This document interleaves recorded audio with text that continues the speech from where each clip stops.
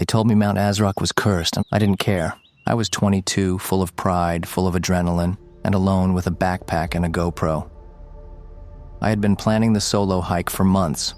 I was obsessed with going off-grid. No phone, no noise, no people, just wilderness. And me. Day one felt like freedom. I set up camp near a creek. Crystal water, birds chirping. My journal entry that night said, "Peace like I've never felt before." Day two, the weather shifted. A sudden drop in temperature. Fog rolled in thick like soup. I shrugged it off. Just mountain moods. But day three? That's when things changed. The morning was off. I woke up freezing. My fire had burned out. My lighter didn't work. Neither did the matches. I tried 3 different ones. Nothing caught. Then I noticed the silence. Not peaceful, not natural, and no birds, no wind. Just stillness. I walked for hours. My GPS blinked out around noon. My phone battery, despite being charged, dropped to 1%, then died. Even my watch stopped ticking. It was like something flipped a switch. It felt targeted. By dusk, I was shaken. I set up my tent in a small clearing.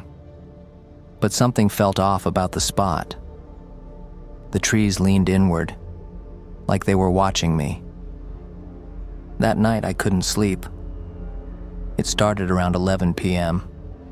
Crunching leaves. Slow footsteps circling the tent. Not an animal, the pattern was too calculated. I froze. Then a whisper, so soft I thought I imagined it. Go back. I didn't move. I didn't breathe. My heart pounded so loud I was scared it would give me away. No more sounds after that. Just hours of staring into the dark, clutching my pocket knife. By morning, I stepped out to check.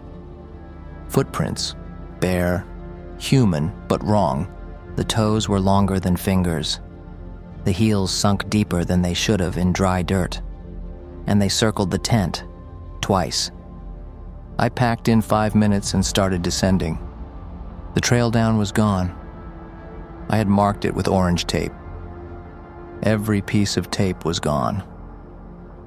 Trees looked the same in every direction. I tried to backtrack, but the terrain had changed. Where there had been a fallen log, now stood a boulder. Where there was a creek, now dry land. I wasn't lost. The mountain had shifted around me. By noon, I was rationing water. Then the smell hit me. Rot. Not nearby, but faint. Like something decomposing deep in the woods. I followed my instinct and turned the opposite way. That's when I saw it. An old rusted compass hanging from a branch. A tag tied beneath it read, "Turn back." It was in English, but locals barely speak it here. I found a rock ledge to rest. No fire, no warmth. I journaled to stay sane. My last entry: if I don't make it out, tell Mom I'm sorry I didn't listen. Darkness fell again, fast. Then the sound returned. Leaves crunching, closer this time. A hand brushed the tent. Then a low growl, human but distorted. A voice hissed, "You were warned." I screamed. Nothing answered, just silence. I didn't sleep that night. At first light, I ran.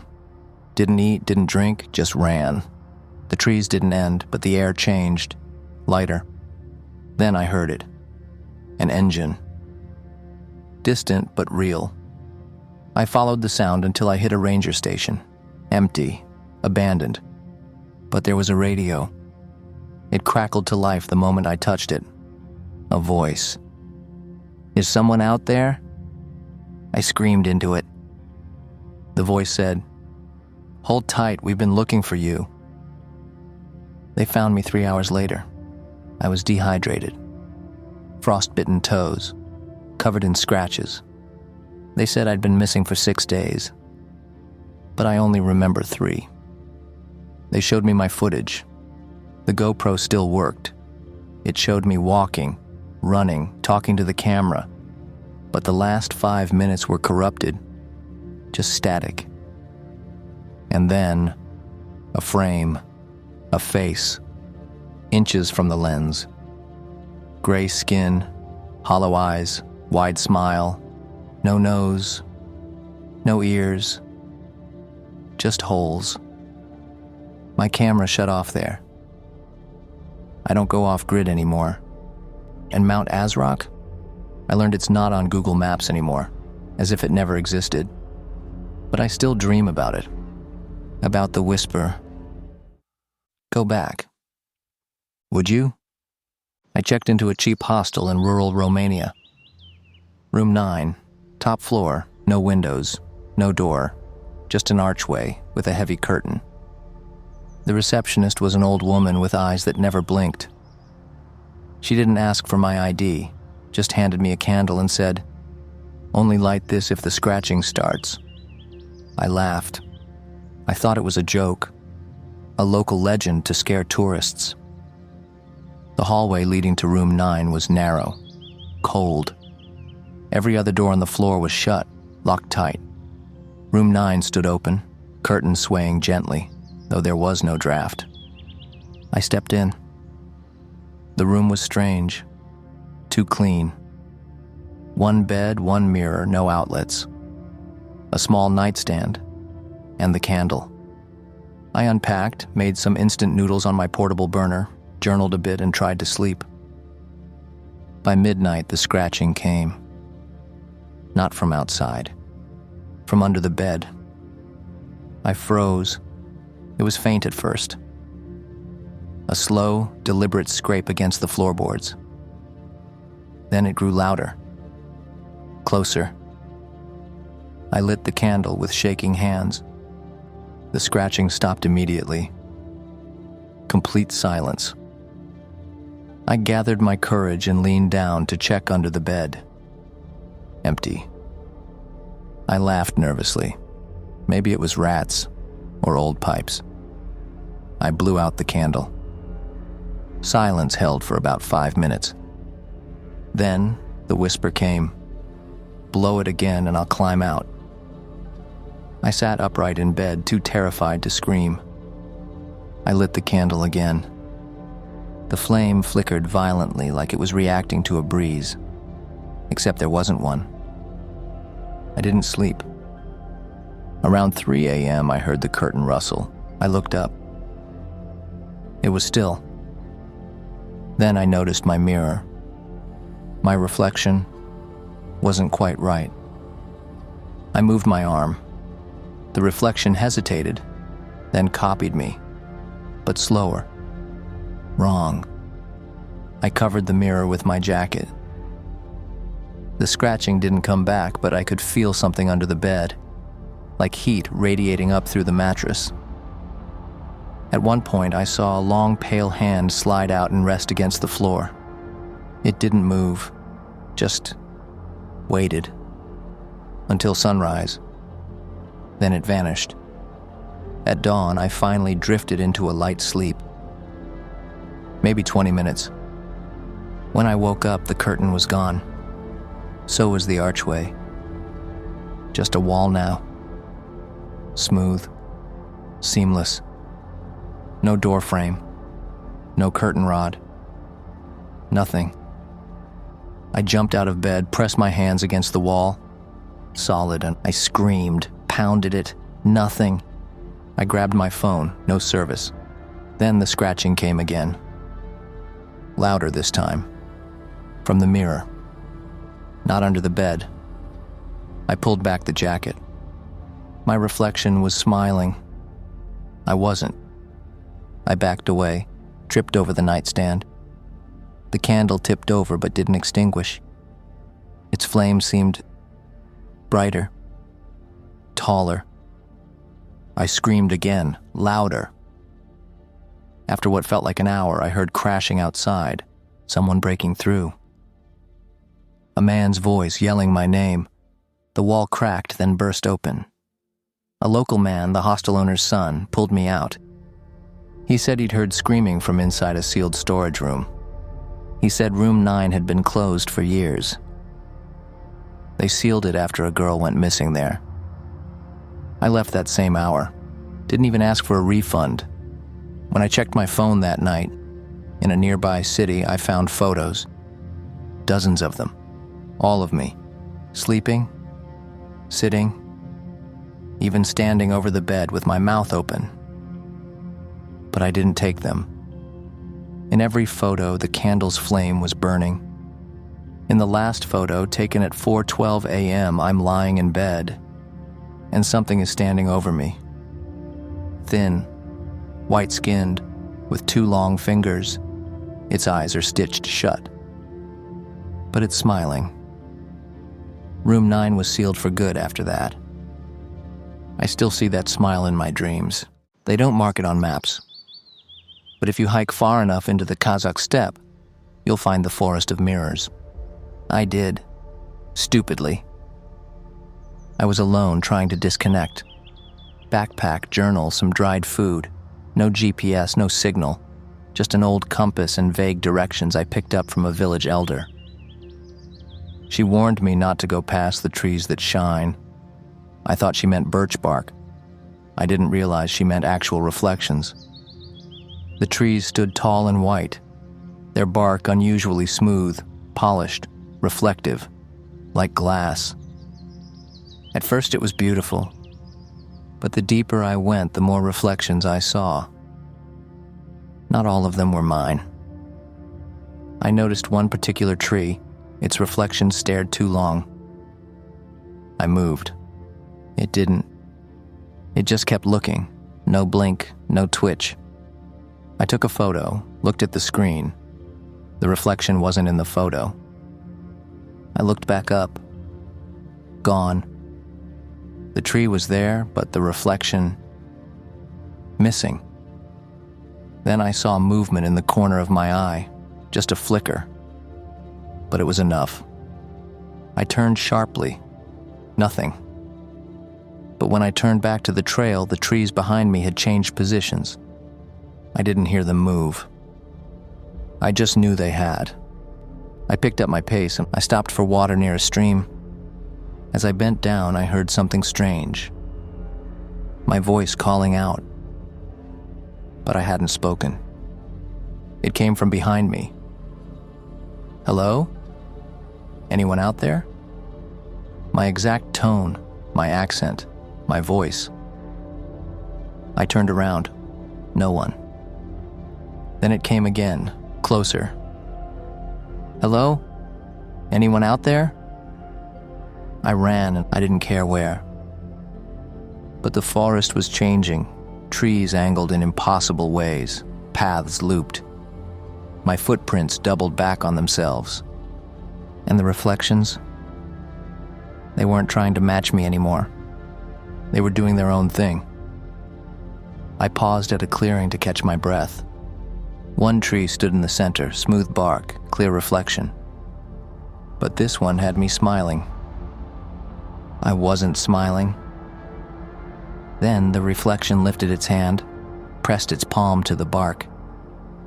I watched, in horror, as a handprint formed on my side. I stumbled back, tripped over a root. When I stood up, all the surrounding trees now had reflections. All me. But they were all wrong. One crying, one bleeding, one grinning, with too many teeth. I shut my eyes, counted to 10, opened them. They were all gone, except the one that was still smiling and waving. I started running again. No destination, just away. Everything looked the same. I passed the same fallen tree 3 times. Then I hit something. A tree? A mirror. I blacked out. When I woke up, it was dark. But not nighttime, just no light. I tried my flashlight. It flickered, then showed something I wish I hadn't seen. Hundreds of trees, all around me, each one reflecting a version of me. But none of them were me anymore. One had no eyes. One hung from a branch.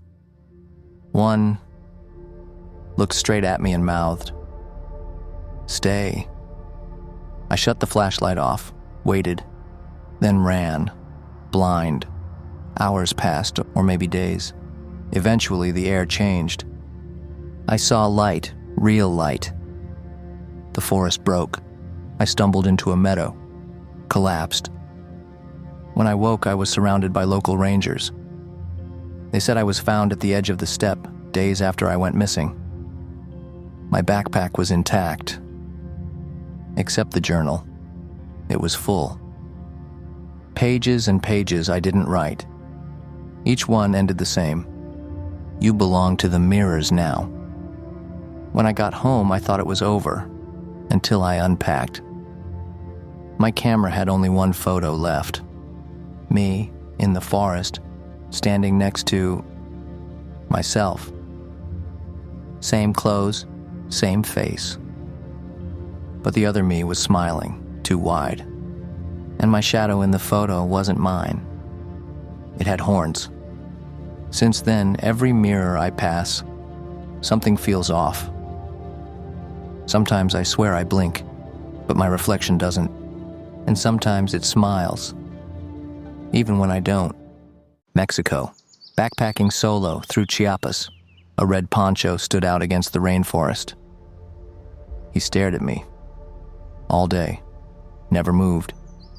At first, I thought it was a local guide, but every time I looked up from the trail, he was the same distance away. Never closer, never farther, just still. I tried to call out. No reply, no movement. By late afternoon, I set up camp in a small clearing. I turned once more. He was there. I zipped my tent shut and tried to convince myself it was nothing. But I knew he was watching. In the morning, I stepped outside. Muddy red footprints circled my tent. Once, twice, 3 times. They started heavy, then lighter, as if the person had risen into the air. No return tracks. Just a trail that vanished into the jungle. I packed quickly.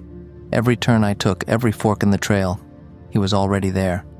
No movement, just standing, as if he knew my route before I did. Even when I sprinted randomly through the trees, I'd pause to catch my breath, look up, and he was there, still watching. Same expressionless face, same red poncho, no mud, no dirt, like he didn't walk at all, like he floated. I made it to a village that evening. The locals looked shocked. They said I had returned 2 days before I left. They showed me the guest book I signed, my handwriting, dated 2 days earlier. My face in a group photo I don't remember taking. I tried to convince myself it was a joke. Then I checked my camera. The photos were all there, except the timestamps were reversed. The latest photo was dated before the earlier ones, and in the background of each, blurred, hard to see, but always present, the red poncho, even the ones inside the hostel. That night I had a vivid nightmare. I was back in the jungle. The trees were whispering in a language I couldn't understand. The red poncho man approached me, slowly, soundlessly. He removed his poncho. Underneath was nothing, just black, a swirling void. He reached out and touched my forehead. I woke up gasping, sweating. But when I looked in the mirror, there was a faint red mark on my forehead. It faded in an hour, but I never slept properly after that. I burned every photo I took on that trip, except one, not on purpose. It was printed and tucked into my passport, the red poncho, hanging on my bedroom door. I don't own anything like it. I burned it too. But sometimes, I still hear him. That awful silence he brought with him. When I close my eyes, I still see that blank face, staring, as if waiting, as if I never really left. Sometimes I dream I'm hiking again, and when I turn around, he's already there. Vietnamese mountains, dense fog, no Wi-Fi, no signal, just me and the trail. I was 3 days in, off-grid, alone, happy, until I found the phone. It was half buried in moss, old, cracked, still had battery, no SIM, but it was unlocked, and the gallery had photos of me from behind, sleeping, eating, walking. I froze. Then, I opened the video folder. There was one file, no name, just a timestamp from 2 nights ago. I hit play. The camera creeps toward my tent. Heavy breathing. The fabric rustles. I see myself inside, sleeping. Dead still. Then the camera tilts, as if someone is tilting their head, watching me. Then a whisper, "Don't turn around." I dropped the phone, almost ran, but I needed answers. I picked it back up. There was one new photo, taken just now, me, holding the phone. I packed up in minutes, took the nearest trail, downhill, but something was off. The trees weren't the same. I'd marked them with cloth, all missing.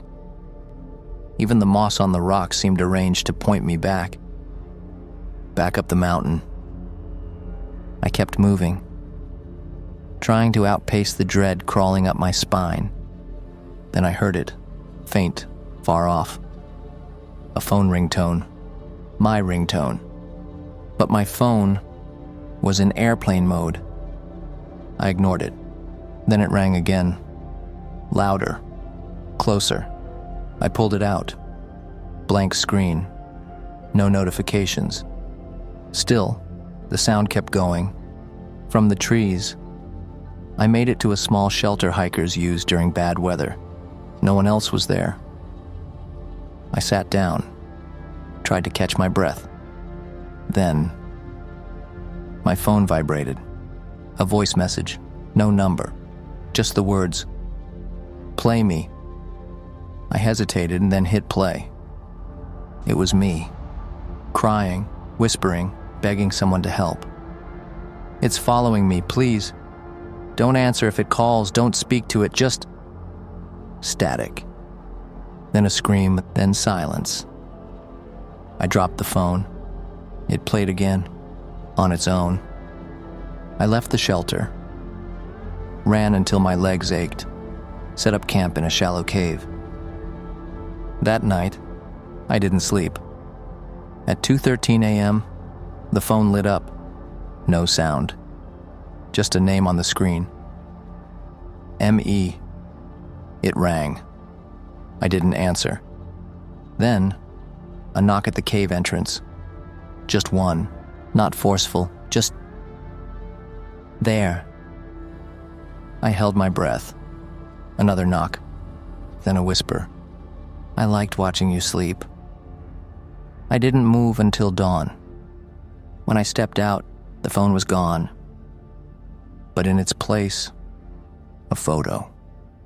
Me, sleeping, in that exact cave. From the outside. I made it to a ranger station the next day. Collapsed at the front. They took me in. Said I looked like I hadn't slept in a week. I asked if they had Wi-Fi. They did. I connected.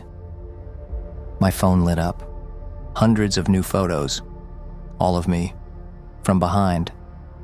In the shower, cooking, talking. Then, one live video. I clicked it. The screen went black. Then my face appeared. On the screen, I blinked.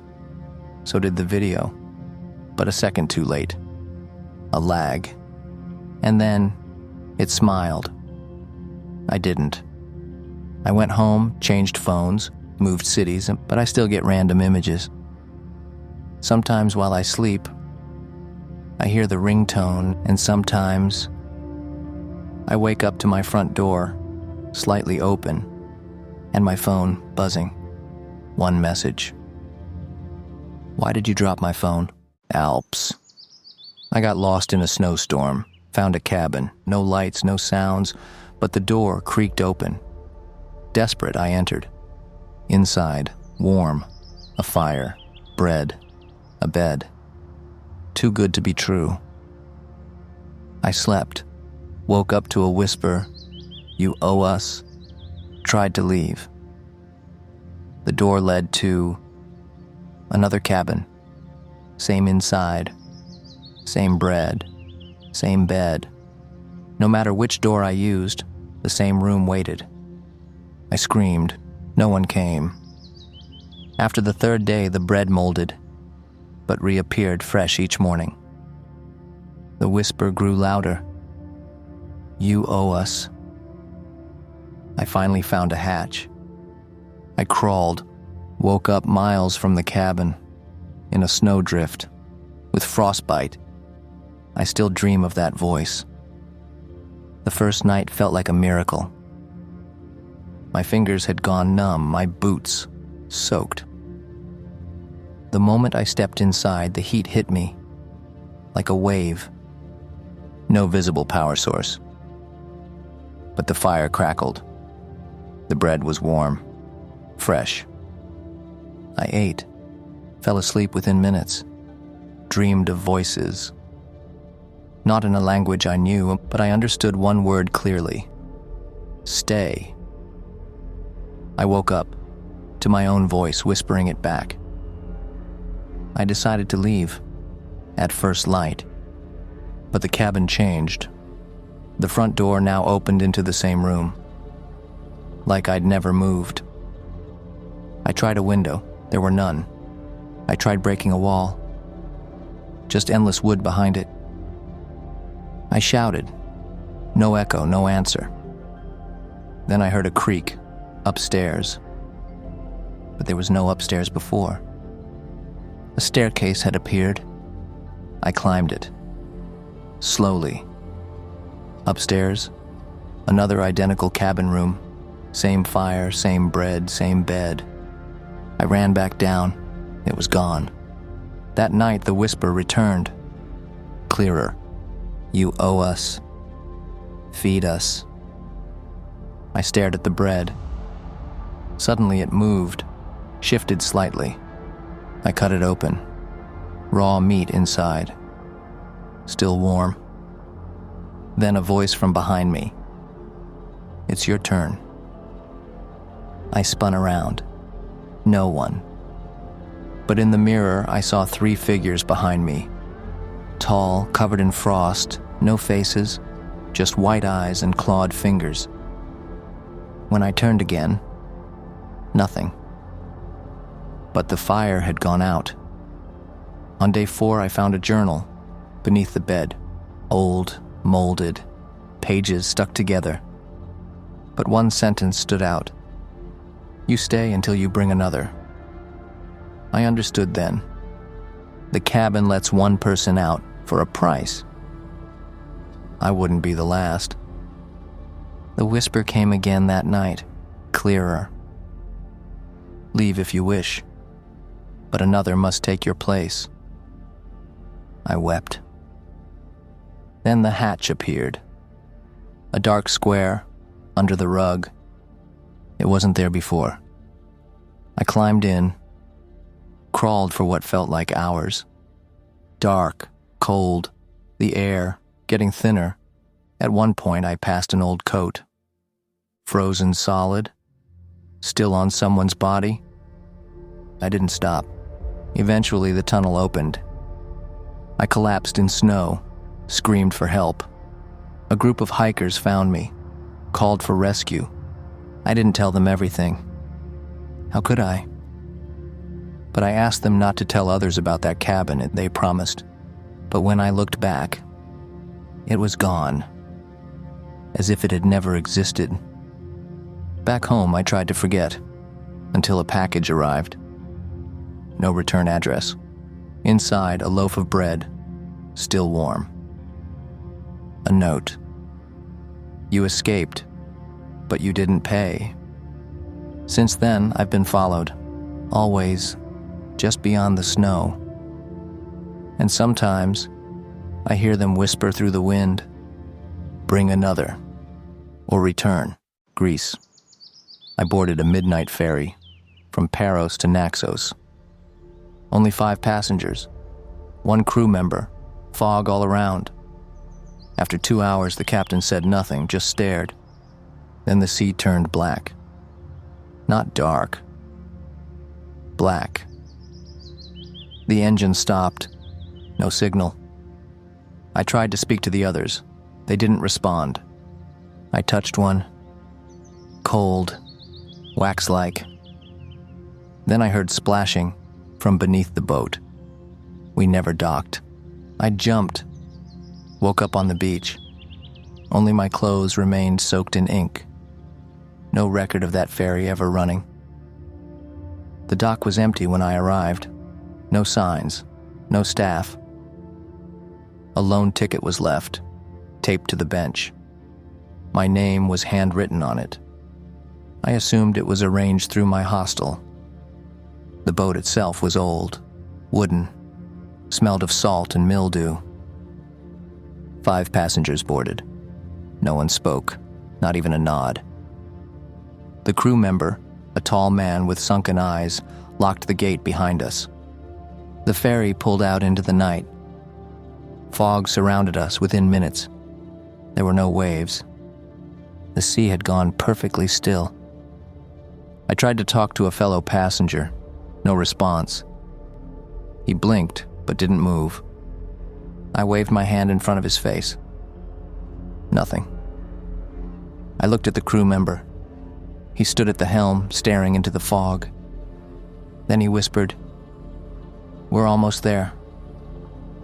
His lips didn't move. But I heard the words inside my head.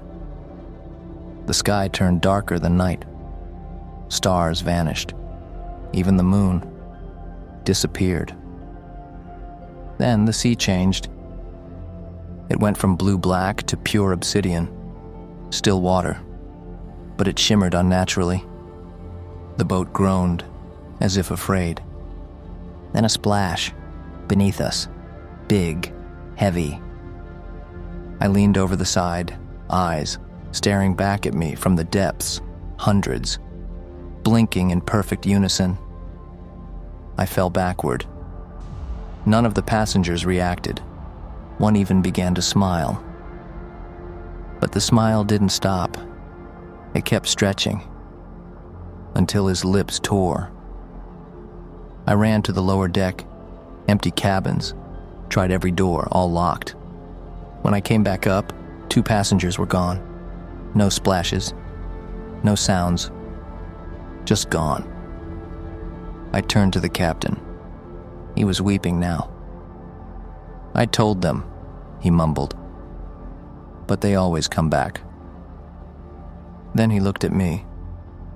"You shouldn't be here. They chose wrong." I asked who.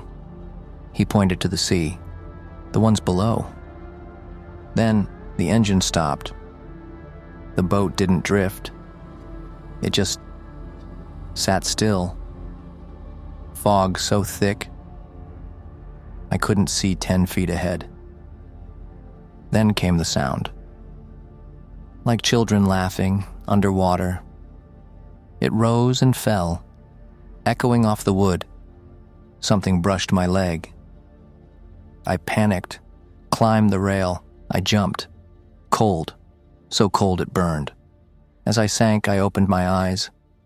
Nothing but black. Then, a face. Inches away. Smiling, mouth stitched shut. I woke up on a beach, alone, freezing, covered in black sludge. Locals found me, called emergency services. They said no ferries ran that route at night. They showed me the schedule. The ferry I boarded didn't exist. Never had. My clothes were soaked in something that didn't test as ink, oil, or blood. The lab couldn't identify it. And in the lining of my jacket, a ticket stub, blank, but faintly visible when held to light. Return pending. I camped alone in Sweden's North Woods. Woke up to 2 tents. One was mine. The other, identical, but I never set it up. I called out. No answer. I opened it. Inside, Polaroids of me, sleeping, hiking, crying. Then, one of me opening the second tent. I zipped it shut, backed away, heard movement inside, then a whisper. Copy complete. I burned it down. The next day, my own tent zipper was on the wrong side. The forest had been quiet all night. No animals, no rustling, just a heavy stillness. When I stepped outside in the morning, I saw it, a tent just like mine, right beside it. Perfect replica, same brand, same color, same wrinkles, but I knew I didn't bring 2. I walked around it slowly, no footprints, no drag marks, as if it had grown there overnight. I unzipped the flap. It wasn't empty. Inside were Polaroids, dozens, taped to the walls, all of me, from the last 3 days, sleeping, cooking, even staring at my reflection in the lake. One photo was taken from above. No trees were that tall. And then, a photo I didn't remember being taken, of me, opening this second tent. I zipped it shut and stepped back. That's when it moved. The fabric rippled even though the air was still. Then from inside, copy complete. Low, croaky, mechanical. I froze. Something pressed against the tent wall from the inside. A hand, but not quite human. The fingers were too long, too jointed. I grabbed my lighter, set the tent on fire.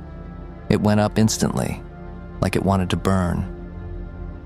But the sound it made while burning wasn't fire, it was screaming.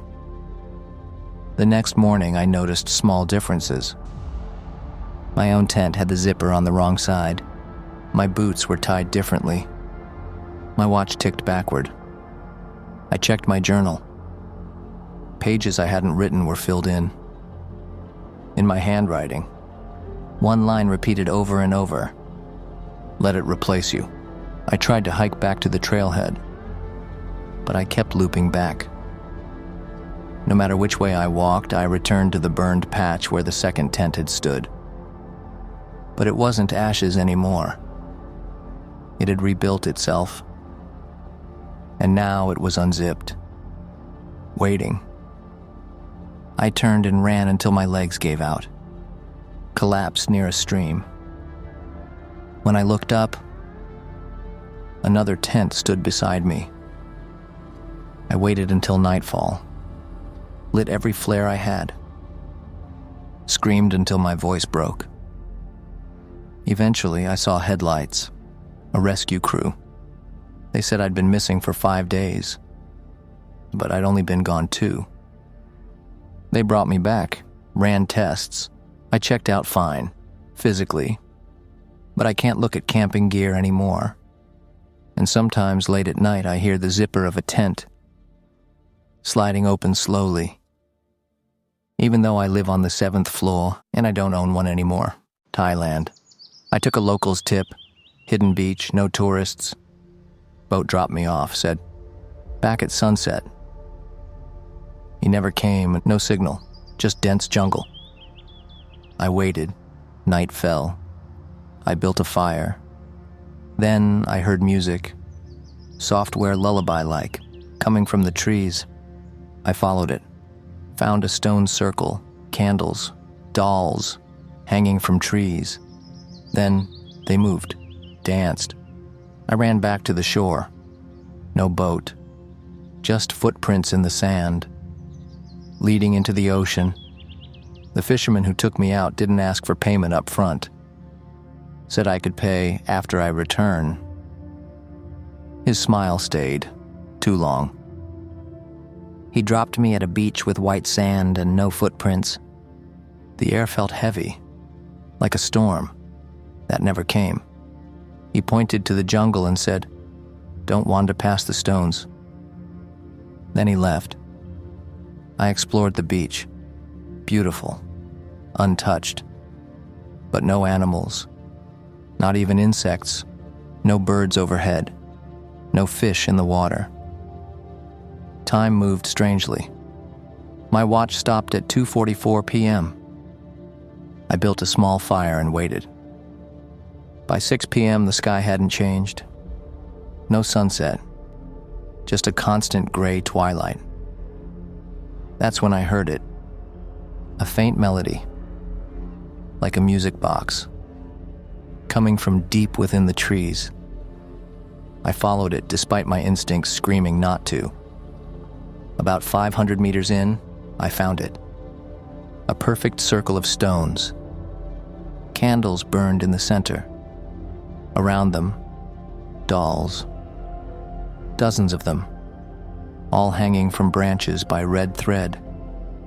Their heads turned as I approached, eyes painted, but somehow blinking.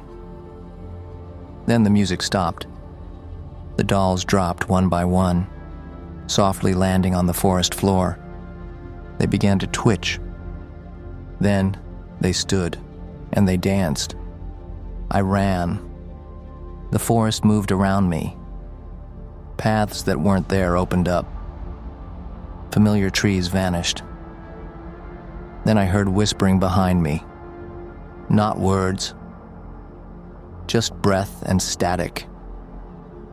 At the beach, I gasped with relief until I saw the footprints, dozens of them, leading from the jungle into the sea.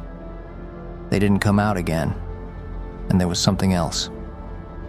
My own footprints already there, walking toward the ocean, not from the jungle, from the water.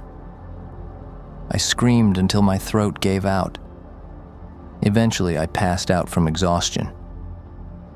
When I woke up, I was lying in a different spot. On a boat. The same fisherman smiled down at me. "You stayed too long," he said. He handed me my phone. It had photos I never took. Of the dolls, of the stone circle, of me. Standing in the ocean. Eyes closed. I checked the date. I'd been gone 3 days. I remembered one. I flew home the next day, deleted all the pictures. But every night at 2:44 a.m., my phone buzzes. One new photo. Always the same. Me. On that island. Standing in the circle of stones. Smiling, and behind me, the dolls. Not hanging anymore. Standing still. Watching. Canada, canoe camping. Crystal clear lake, no one around. I dove in for a swim, saw something below dash. Me. My own body, eyes open, mouth agape, floating. I swam back to shore in panic, checked the canoe. My stuff was untouched. Then I turned around.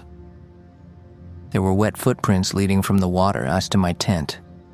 I didn't sleep that night. By morning, the prints were gone, but my clothes were damp and folded neatly beside my sleeping bag. The lake was so still it looked fake. I set up camp early, eager to enjoy the peace. I journaled, took a few photos, cooked dinner over a fire. That night I heard soft splashing, figured it was a beaver, or maybe fish. Didn't check. Should've. The next morning I went for a swim. About 30 feet out I dove down. The water was icy, and then I saw it. A face, my face, open eyes, open mouth, drifting in place, just beneath the surface, pale, lifeless. I screamed underwater, nearly choked, broke to the surface and rushed to shore. But when I looked back, nothing, just clear, undisturbed water. I checked everything, my backpack, my gear, nothing missing. But the canoe paddle was wet. I hadn't used it since arriving, and there was a line of water trailing to my tent. Inside, my sleeping bag was unzipped. My journal was open. A new entry had been written. "Thanks for letting me in." I didn't write that, and I stayed awake all night. At 2:19 a.m., I saw movement near the lake. A shape, humanoid. It walked out of the water, slow, silent, then stopped. Stared at me. I couldn't see a face. But I knew. It was mine. Then it turned around, walked into the woods. Not away, but toward the back of my tent, where I couldn't see it, where it could watch me. At sunrise, I walked to the lake, looked at my reflection. It blinked, out of sync, then smiled. I didn't. I backed away, packed everything, left without eating. But as I pushed off in my canoe, something bumped it from below. Once, hard, enough to tilt me slightly. I didn't look down, just paddled, fast. I reached a ranger station by evening. They asked how long I'd been out. I said, 1 night.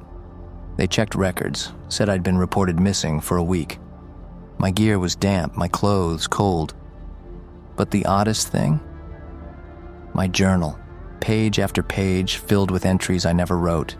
Entries describing things I didn't do. Places I didn't go, all signed with my name. And on the last page, "I'm dry now. You take your turn." I haven't been near a lake since, and sometimes I dream of drowning, not struggling, just watching from below